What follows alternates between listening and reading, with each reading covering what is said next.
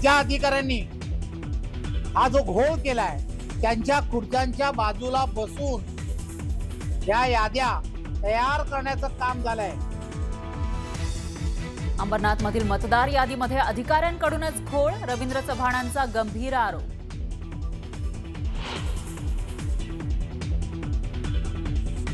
ठाकरे बंधूंचं निवडणूक आयोगाला पत्र, 21 दिवसात मतदार यादीतील घोळ दुरुस्त करा, नाहीतर निवडणूक पुढे ढकला, पत्रातून ठाकरेंची मागणी।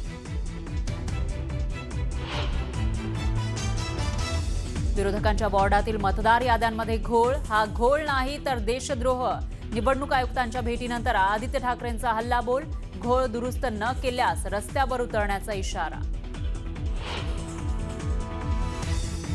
ठाण्यामध्ये मद्यधुंद परप्रांतीय तरुणांना राज ठाकरेंबाबत वापरले अपशब्द, मराठी तरुणाला शिवीगाळ करत हुसकावून लावलं, मनसैनिकांच्या प्रसादानंतर परप्रांतीय रिक्षा चालकाचा माफीनामा।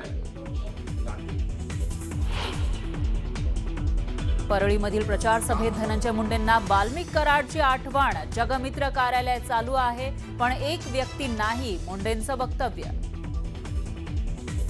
काम चालू हे सगळं बोलत असताना आपल्यासोबत आपला एक व्यक्ती नाही याची जाणीव पण होते। बीडमधील अंबाजोगाईमधील अजितदादांच्या सभेला धनंजय मुंडे अनुपस्थित, राष्ट्रवादीच्या उमेदवाराच्या प्रचारासाठी अजित पवारांची जाहीर सभा, पण धनंजय मुंडेंच्या अनुपस्थितीमुळे राजकीय वर्तुळात चर्चा। अनंत गर्जेला 27 तारखेपर्यंत पोलीस कोठडी, पत्नी गौरी गर्जे आत्महत्या प्रकरणी पोलिसांनी रात्री 1 वाजता केली होती अटक।